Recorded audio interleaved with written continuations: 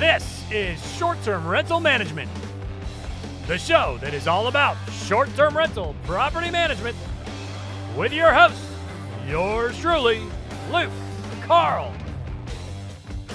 Cashflow Carl, the Reverend of Real Estate, here to preach it, man. Talking about landlording, property management, how to do better at renting your property, and also how to enjoy it. That's one of the best parts of vacation rentals, vacation homes in general. You get to go there. That is so cool. You know, way underrated aspect of vacation homes and one of my very favorite parts. But anyway, I've got a fantastic guest today, Calvin Hawk, who's got a cool name.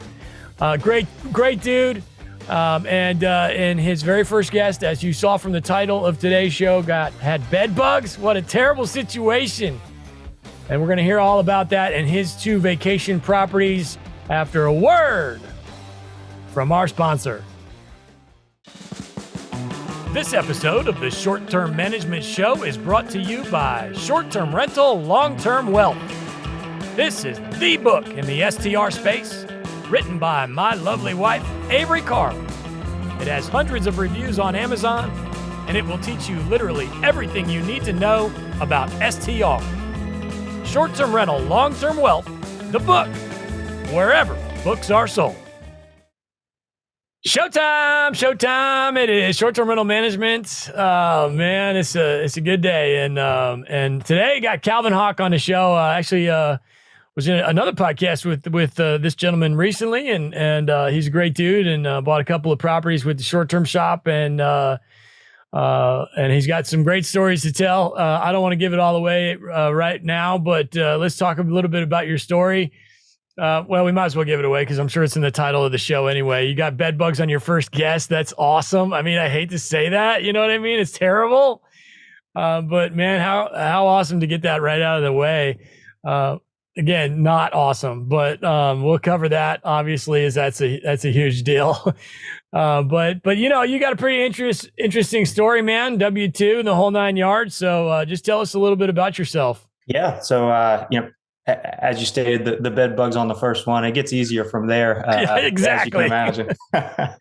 But yeah, I studied chemical engineering at NC State. You know, went and started working my W-2, steady job, everything. And then was just kind of, this can't be it. You know, so I've always wanted to own property, and it was more of a pipe dream than anything. So we would watch the real estate shows, and I would, say, "Oh, I wish I could do that," to my wife. And finally she got tired of me talking about it.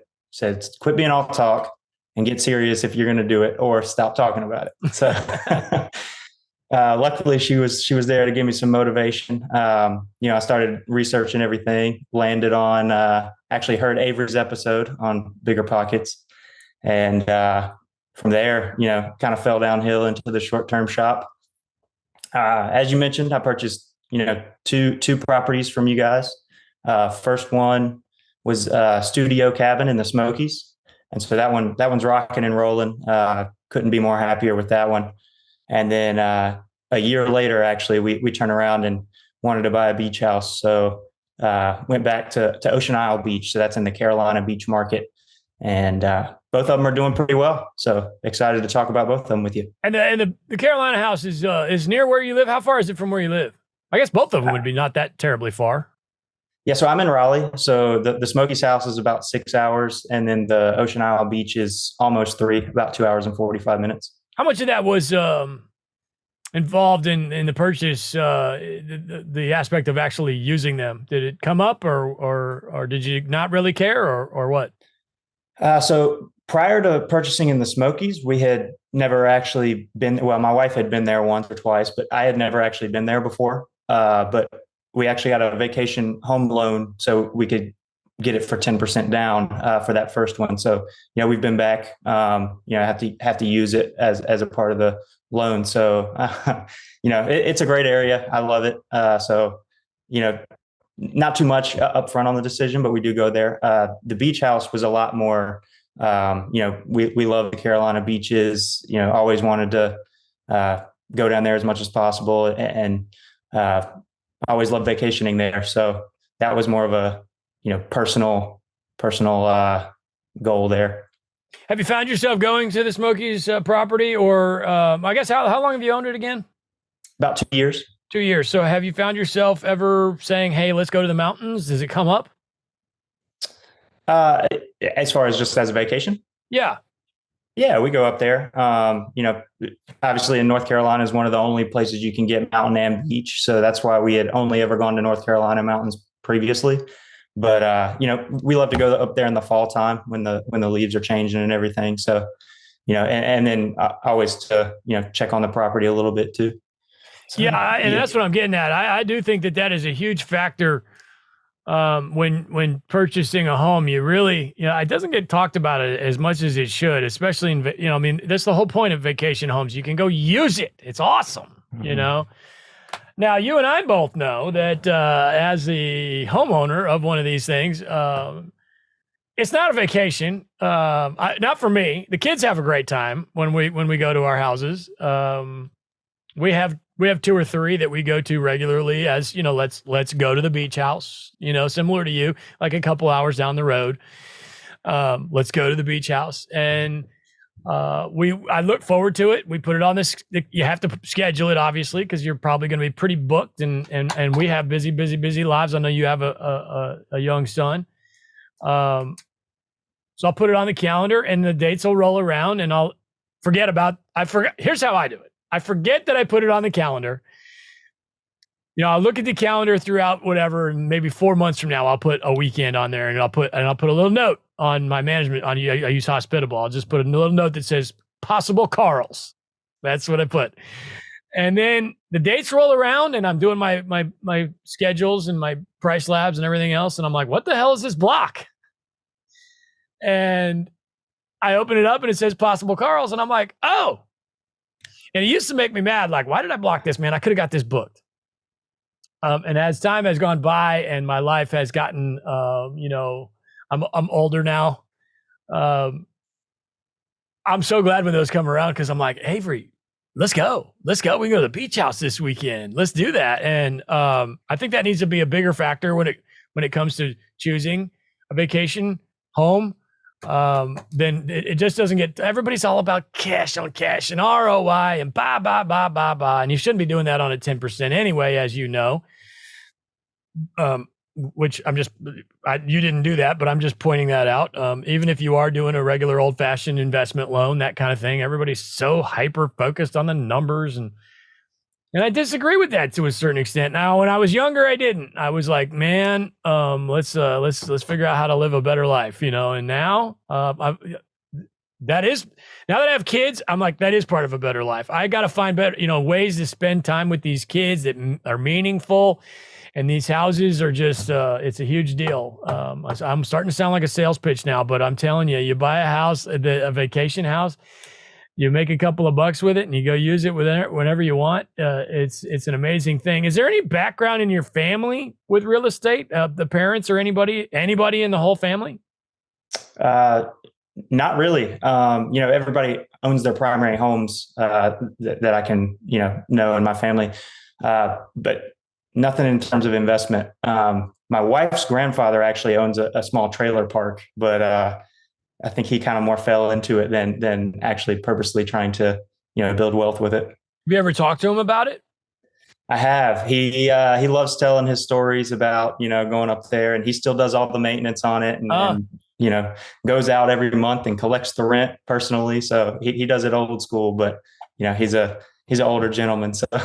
So there's value add there. Should somebody acquire that property from him at some point, maybe you would be a candidate. I'd be buttering him up for that. I'd be like, I'd be kissing his rear end every chance I get. How big is it? How many pads? Yeah, it's only like 5 or 6 pads. Okay. But still, what a cool thing to have. I bet he enjoys it. I bet he loves to hate it, basically, or hates to love it. He's one of those folks that can't sit still. So he loves going up there and working on them. Yeah. I had a similar one to that. I bought a package of duplexes one time that they were all on the same street. And when the dude who was selling them, he it was a weird deal where he listed one of them for sale. And my real estate agent, I love a good real estate agent. This was outside of the short-term shop, not, it was a long-term rental situation, she said, I actually know that guy. He's my neighbor. I said, what is this duplex? It would just hit the market or whatever. I saw it on Realtor, and she goes, actually, that dude owns a bunch of them on that same street, and I know him. And I said, really? And she goes, I said, can you go knock on his door or something? Like, how well do you know this guy? She's like, no, I've actually tried that before. She reminded me that we actually went after this package previously because she was aware of it, and I didn't remember that. And she said, I've actually knocked on his door, and he basically just kind of didn't really want to talk to me.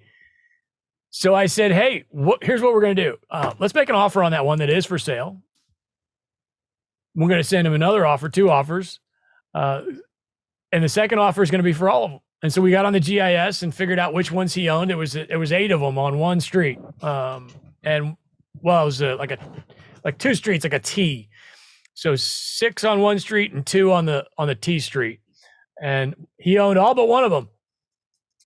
So I made an offer on the 7 that he owned, and we worked a deal, and I own them now, and I fixed them up. They look really cool. And I put a nice sign out front, almost like an apartment complex kind of thing, and completely rehabbed them, and stainless appliances, and new floors and countertops, and the whole thing. And he was the same. The reason I bring this story up, he was just like that. He knew every tenant's life story.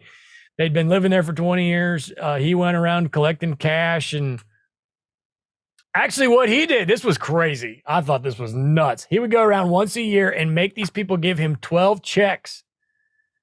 They already had the date and they were already signed for every month for the year. And then he would cash them on the first of whatever month came around.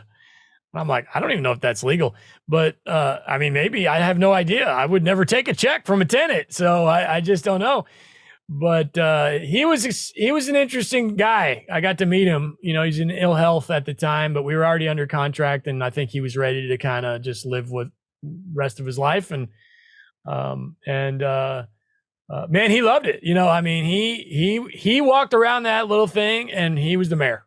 He was a big shot, and I was proud of him. I told him, I pulled him aside. I said, I know I'm buying this thing from you. I'm not supposed to be nice or whatever. We're supposed to be on the other sides of the ring, opposite sides of the ring here, but I'm proud of you. I gotta be honest with you. He was just a regular dude. He worked at like an auto parts supply house or something. And he acquired these things over time. Like 5 years later, got another one.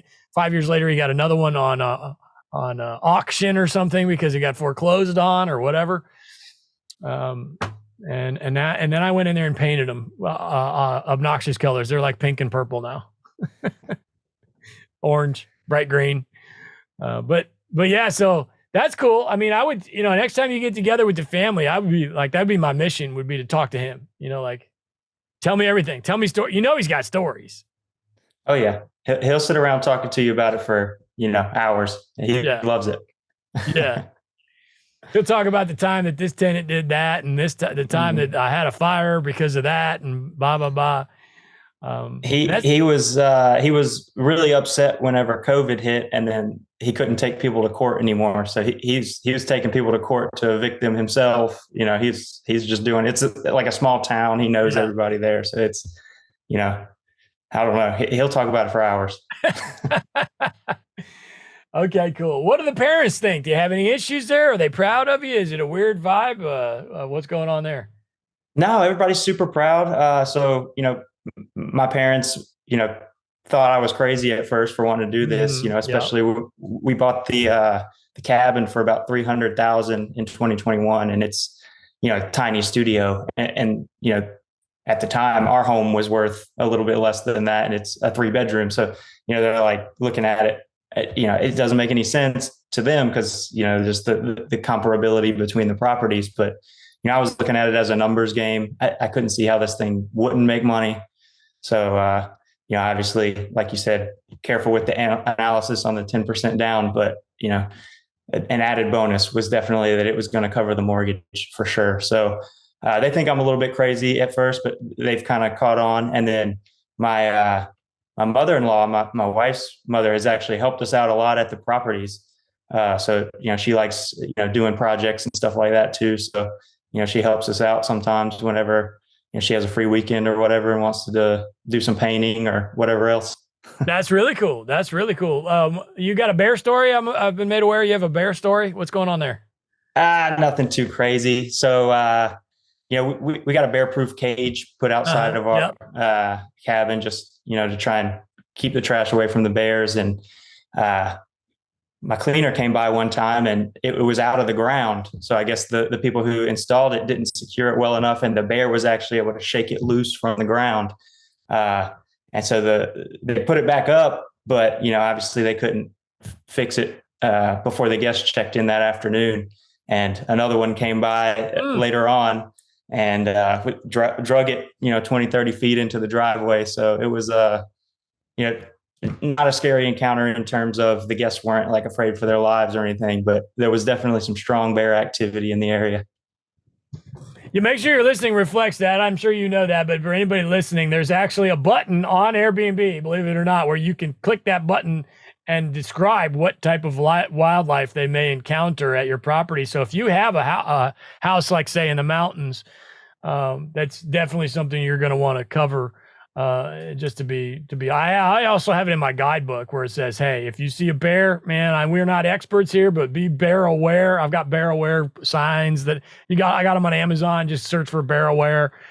I put them on like near the front door just so they know, because dude, I've seen, if you go to the mountains, especially the mountains you're talking about, where there's so many tourists and like in Cades Cove and stuff, there's bears, they're pretty common. And like, you'll see people like get out of their car and it's like, what are you thinking, man? That is not smart. We had a bear last night, actually. We live in Florida. Skipped from the beach and my dog went nuts at like 12:30 last night. He was inside, but I guess he just knew, and I put him out and he would not stop barking. So I had to go out there again. I'm like, dude, I'm trying to get some sleep. I got to wake up in like 3 hours. And then Avery got involved in the whole 9 yards. And it turns out she checked the cameras and there was a bear out front, so you got to be careful. And he was big, man. This is a big, big bear. Cause they're not that common where I live. I actually read a study from the county that there's only something like 200 of them in the county. But we live right next to a state park. And so it would be natural that that's probably where they hang out, so, and you gotta be careful with that stuff. What else? You went through the gamut on this little property, right? You had all kinds of stuff. Run us through what happened with it.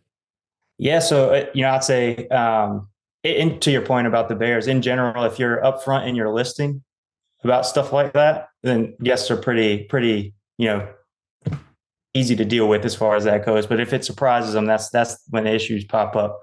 But yeah, as far as that property goes, we closed on it. And when we were in the mountains fixing it up, and we noticed a little bug on the bed come nighttime.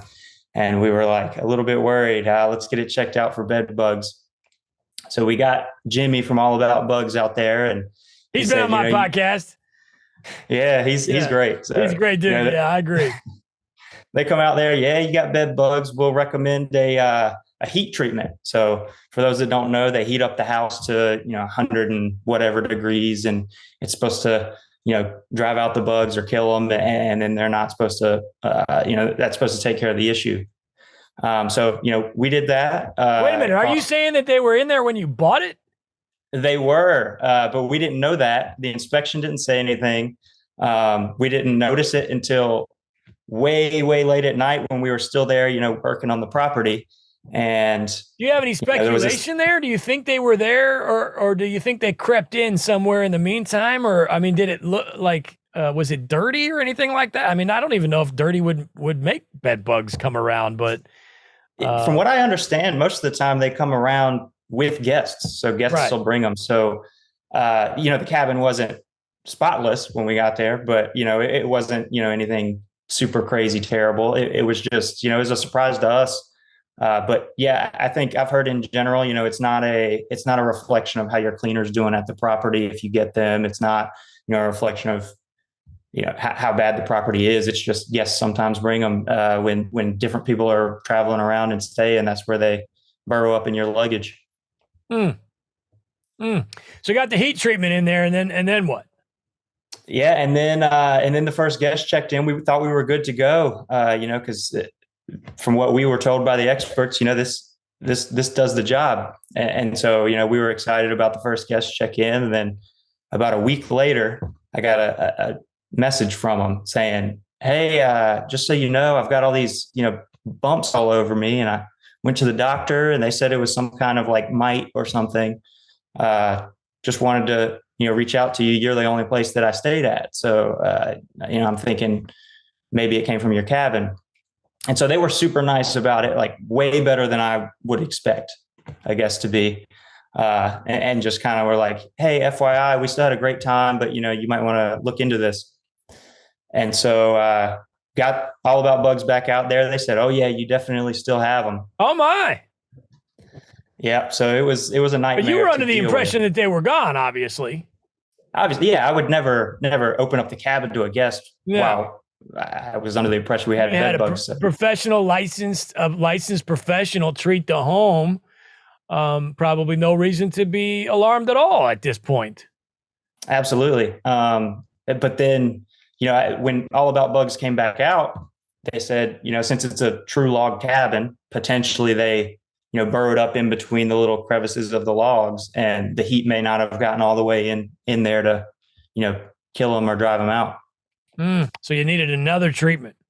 So this time it was a much more expensive treatment. And I was unaware that this was an option at first. I probably would have gone with the more, toxic option to the bedbugs at first, just to make sure, no chance. But we got it fumigated. And, the problem with that was it's not just like a 1 day, same day treatment. It has to sit in there for a couple of days. And then it takes a while for the fumes and everything to, actually leave the property. So the problem with that was we had guests lined up afterwards because we had just opened up, and, Airbnb blows up your listing. We were full for a month. But we had to get this taken care of right away. So the problem was trying to get these guests, their reservations altered or canceled, or however you want to phrase it. How did you handle that? The Airbnb moved them for you? Or, I've heard it done a few different ways. Did you know that we're officially back in a buyer's market? That's right. Even though interest rates continue to rise, they are causing prices to fall. So there's finally room for you to do regular real estate investor things that we couldn't do for so long, like gasp, negotiate, make lower offers, ask for sellers to cover some of your closing costs. So it's a really great time to buy in terms of being able to get a lower purchase price and being able to negotiate. So if you're looking for your first or next short-term rental, it's a perfect time to reach out to us at the Short Term Shop.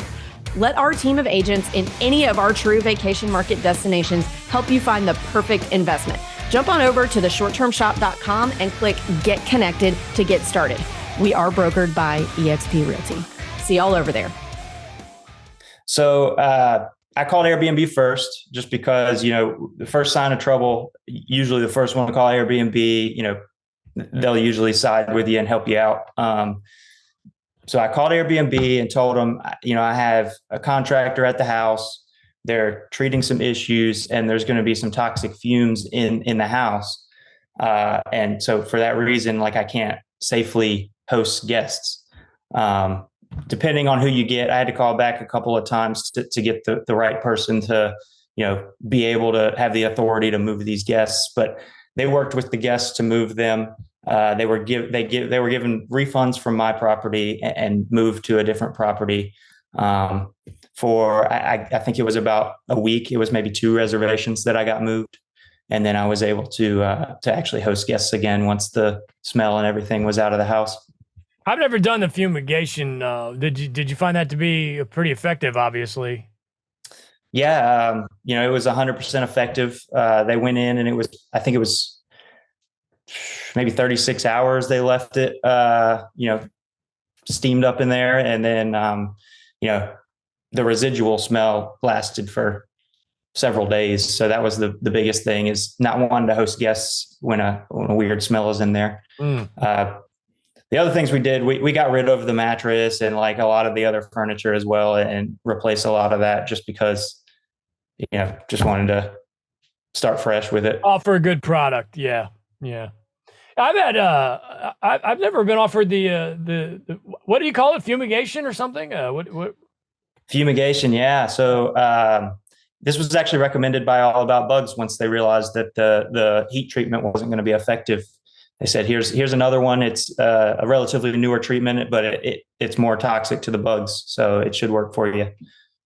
That's interesting. Yeah, I've never been offered that, and I've had bed bugs in 3 different markets actually, which I've done that. I've even had them at a long-term rental, and what they did there was some sort of like a powder or something. I'm not exactly sure. That's a whole different thing because the people living in there brought them in, and it was a duplex and they spread to the one next door. That's how I found out. The people living in there didn't even say anything or even care, it seemed like. And then the ones living next door were like, we've got these bugs. We need to do something about this. So I got the pros over there and they treated it. And that one was like, what in the world? But I've always had success. Just in case anybody's, we've had bedbug podcasts before, but I've had success with the heat to the point where I'm a believer in it. And if that's what happened, if I get them again, knock on wood, it is so horrible. I probably would go back to that, but okay, cool. It sounds like you had fumigation, some success. Sounds like almost like a bug bomb kind of a thing. Yeah, it kind of was. Yeah. Or you weren't in there to see it, I would imagine, but I was not, no. Okay. But my cleaner after she went in right afterwards was, pretty overwhelmed by the residual smell. So what were you thinking at this time? I mean, you just bought a house that costs more than the house you live in, and all of a sudden you're getting what, could be one of the worst things you got to deal with in this business. Were you were you flustered or how was the overall attitude in this situation? So get this, I told you I have a 16-month-old son. So about a month prior, we had just found out she was pregnant too. So it was a whole whirlwind of emotions going on in our lives at that point. But yeah, we were kind of, I'd be lying if I said the thought didn't enter my mind that maybe we made a huge mistake. Some of the things that you'll encounter will make you want to quit. But I just kind of trusted the process. I was like, so many other people are doing this. Just stick with it, and it has to get better, right? And it did. It has gotten better since. Stuff still comes up, always does, but you address it and you move on, and most of the time it turns out to be okay. And you're happy with the performance? You get to go use it whenever you want, and it's covering its mortgage and all that kind of stuff? Yeah, absolutely. So last year we did about $60K gross on it. How many square feet? About 400. Oh my goodness. That is tiny. Yeah, it's tiny. But couples love it. It's, on the top of a mountain, no view, but really private. It's got a hot tub on the back porch, market lights, a little jacuzzi tub inside. Market lights. So, what's a market light? Yeah, like the string lights with the little bulbs on them. Oh, never heard that term before. Okay, cool. All right. Yeah. A couple other things with this property too like the road. The road is really rough going up. So it's, bumpy, unpaved, steep. There's a switchback in the middle. So you have to do a 3-point turn. Is it gravel or? It is. But, every time it rains, a little bit of that dirt's washing away. So every few months we have to get it regraded. And that's an HOA thing. They deal with that. Oh, it's in an HOA. It is. How many houses are up there in the HOA? 5. Oh, yeah, small. Okay. So it's really easy to, get things done and make suggestions because, is the HOA run by homeowners or a third party? A third party. It used to be a homeowner that owned all 5 cabins, but he's sold them all off individually since. And now it's he still manages the HOA. Oh, he manages the HOA. Oh, mm-hmm. Interesting. Okay. So he says, hey, this is how much we need for the road this month. And then you cough it up and they get it done. Correct. Okay. That's not too uncommon. Wait, we were talking about something and then I sidetracked you. So you had something with the bad road, and then go ahead. Yeah. So it was just, we're just upfront with that stuff in our listing. recommend a 4-wheel drive, or if you're not comfortable with mountain roads, it might not be the place for you. And we've had maybe 1 or 2 complaints in the 2 years we've been doing it. So it's really just setting expectations versus reality when they show up, and hopefully they're aligned.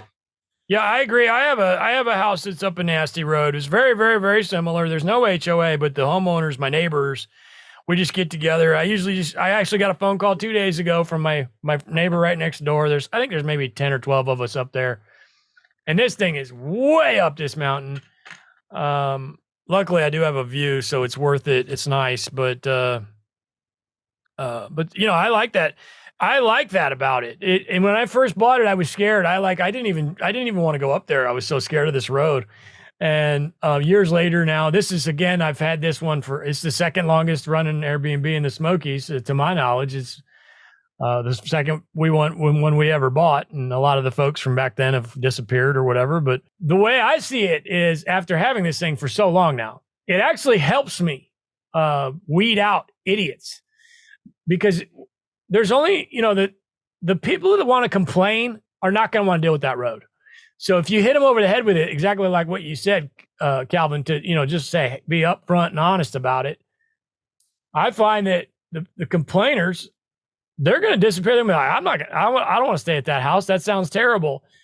But if you don't let them know, that's when you get into trouble. And I think my reviews on that property are like absolutely stellar. I'm like 4.94 over the period of 8 years or something, 9 years, 8 years. And it's because of that road. I'm telling you, when I first bought it, I was scared to death. I'm like, nobody's going to rent this. It's too scary. And now I'm like, man, that road does me so many favors, because I get adventurous. The type of people that like to hike, they're going to love that kind of thing. It's a real mountain experience. So anyway, getting too wordy there on that, but I love that. I love my house that's up the nasty road. It's to me, that is a freaking cabin in the mountains. I don't want to be down in town next to the freaking the Ferris wheel and all this crap. It's not my style. You put The house also has no internet. No internet. Yep. So it's the same kind of deal. I think, to your point, it weeds out the complainers. Just, if we had the access to good internet, we would provide it, but they just haven't run it up the mountain yet. And, we're upfront with that in our listing. We market it as kind of a unplug with your, significant other type of experience, and never had a complaint. That's wonderful. Have you looked into Starlink at all? We have, and one of the other cabins up there actually has that, and they get complaints about their internet speed all the time. So I figured it's probably better not even to have it than to have spotty internet that cuts in and out. That said, the HOA is working on it, so we'll have internet soon. Oh, really? That's cool. That's cool. New roof. You said you put a new roof on it too?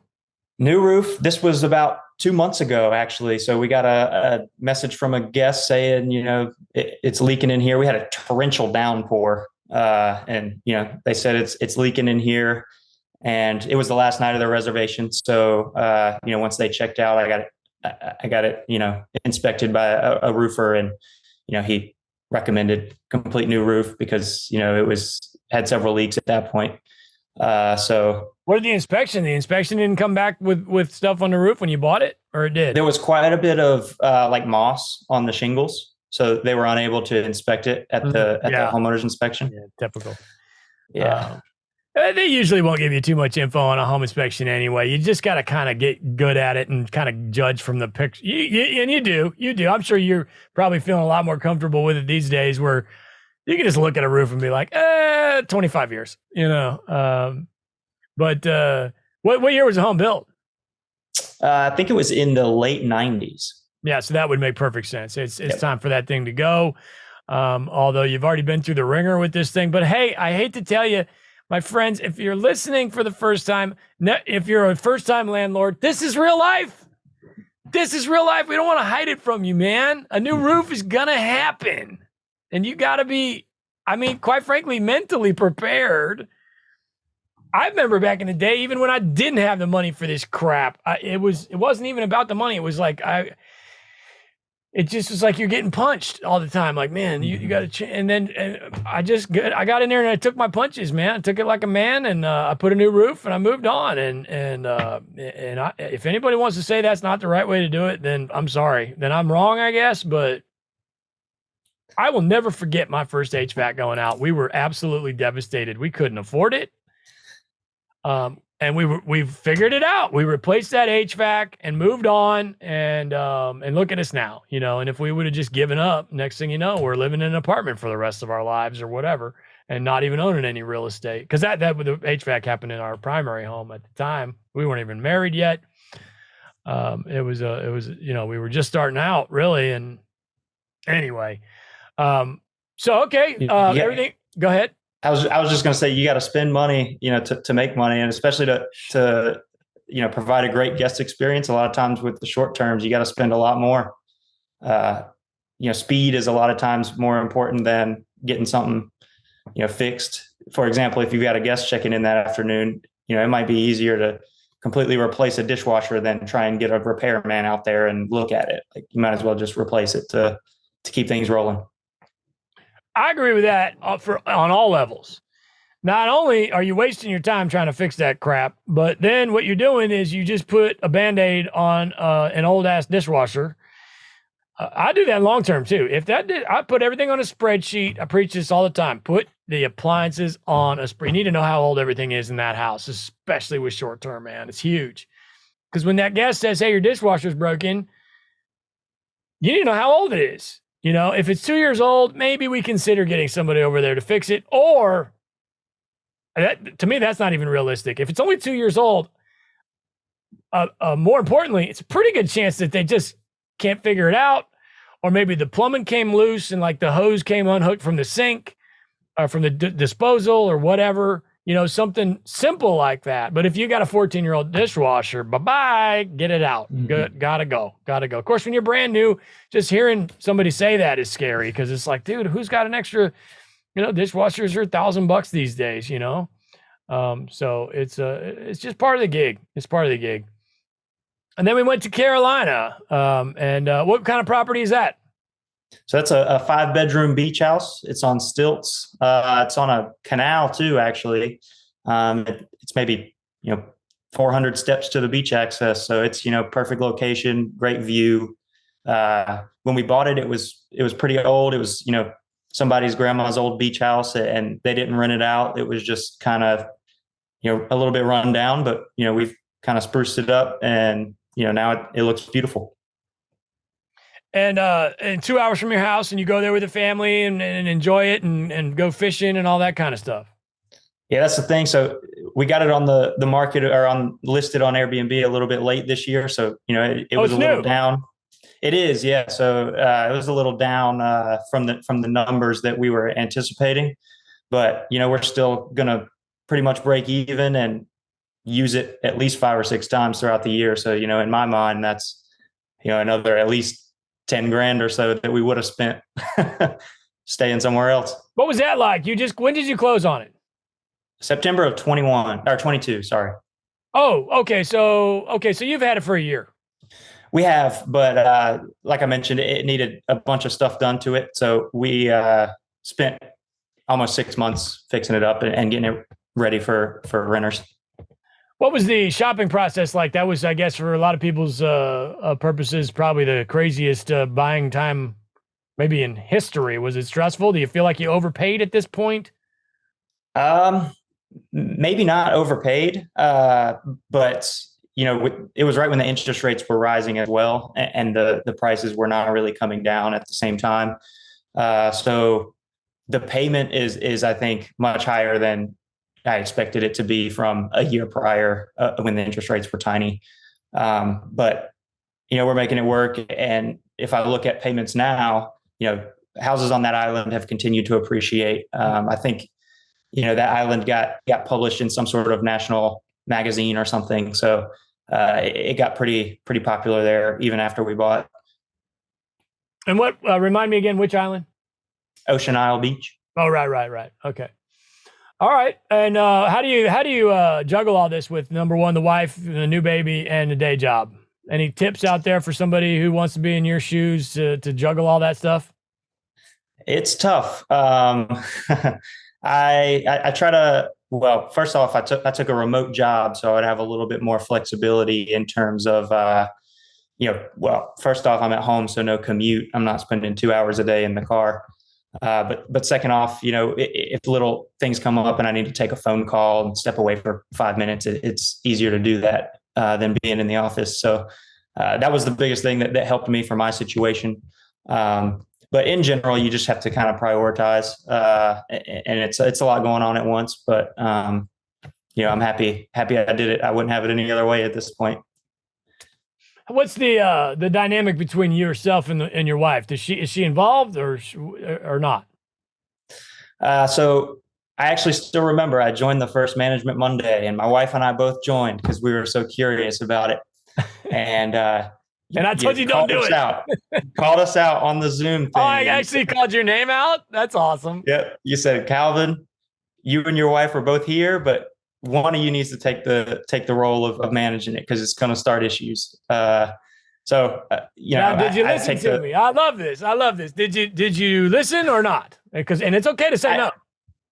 I did. Yeah. So we decided, my wife's a nurse, so she works 12-hour shifts at the hospital and doesn't have much access to her phone during those shifts. And so we figured since I could, I wouldn't have to be working on it throughout the day all the time, but if a phone call came up or if a guest inquiry came up, I could respond to it more quickly in my situation than hers. We decided I would take the management on. And there was no argument there at all. She was okay with that, or did she want to stay involved with certain aspects, or she just got right out? I think she was. We were both really nervous at the time, and I think she was like, "You know what? You're welcome to take it." Okay, I got you. But now she's much more. She's entertained by all the stories I can tell and all that kind of stuff. And, after a couple years have gone by, you've been doing this a couple years now, it's not as big a deal anymore. She probably she's probably glad she doesn't have to deal with it, let Calvin handle it. Well, I'm working my rear end off at the hospital or maybe, maybe she does, ask you, hey, anything weird happened at the or the beach house today? Cause if you do it the other way around, where both of you are involved, I see it constantly where both, especially with spouses, where you have both spouse has the Airbnb app, the Verbo app, the Hospitable app, the Price Labs app, all that crap on their phone. Then you get to the dinner table, and I'm not saying that I'm speaking from experience at all, but you get to the dinner table and she's like, I don't like the way you handle that. But if one of you, because again, it sounds like you took over the management role. Since she doesn't have those apps on her phone, it's probably kind of interesting topic to talk about. Like, how was your work day? Too many cooks in the kitchen, not a good idea. And Calvin, do you agree? It's not a 2-person job, right? It's not. No. You'd have to be consistent in how you're handling certain issues. So many things are sticking to your policies and, doing it this way every time some situation arises. So if you got 2 people in there doing it different ways, it's, not going to be good. But yeah, to your point, now I'm sure she could hop on and help, and it would be less of a big deal because we've been doing it for a while, but starting out, everything's kind of feels much more important than it might actually be in the long run. Dude, thank you. Be consistent is the best thing you said there. You got to be consistent in your management with the guests. It has to be the same stuff, almost over and over again. And if you're throwing in another personality to get involved in that consistency, then you're muddying the waters, and the guests aren't going to have as good of an experience, and that's what it boils down to. And then you're going to end up with bad reviews, and then you're fighting over who caused the bad review. And it's just not that smart to have too many cooks in the kitchen. You played college baseball. Tell me about that on our way out here. What's going on there? Yeah, I should have brought this up earlier. I'm sorry. No worries. I went to a small D2 school. Played my 4 years, and I loved it, every second of it. I ended up becoming an All-American, and it was exciting. But I was trying to go pro, and the dream kind of died on me. So Oh, it just didn't happen. Couldn't get a deal, or how does that even work? You go into AAA or something at that point, or? Yeah, so typically the MLB draft comes around, and they'll select the college players and high school players that they want to take. Each organization will, and then you'll go to the minors. And I talked to several scouts along the way, and then turned out I wasn't drafted on draft day, so my name was left out. But were you I'm living the heartbroken? dream 2.0 now. What's that? I said I'm living the dream 2.0 now. Nice. Were you heartbroken? Did you have a backup plan? I mean, you've got a pretty good career going on here. Yeah. So my backup plan was to finish up my engineering degree at NC State. So my first school did not actually have engineering, but I took all my gen eds and math and everything like that, got that out of the way, and then finished up at NC State right after that. So, I'm happy to have done it, and got several great experiences and several great teammates along the way. So it's exciting. Well, listen, you're a good kid. You got a great head on your shoulders. It's a good looking family. I'm proud of you. Super honored that you came to the shop and used us to buy your houses. I don't want anybody to not know that we sell houses at the shop. I don't, but the short-term shop sells houses. Okay, so feel free to come if you want to buy a house. If you like to close deals and real estate, come talk to us. We like to do that too. theshorttermshop.com. You also shouted out Management Monday. I'll do that too. Management Monday is a class I teach every Monday for clients. It's free. Teach you every single thing I know about how to be a good landlord in the vacation space. But before we go, you have a book suggestion for me? Anything you've read recently or something that comes to mind? I'm a big book junkie and I actually need a new one right now. So any good book suggestions? Yeah. Admittedly, I got started reading a little later than I would like. So I just started about 2.5 years ago before I bought that first property. So recently I read Tribe of Millionaires. I don't know if you read that one. Yes, that's Abundance. I believe so, yes. Yeah, I've read that. Yep.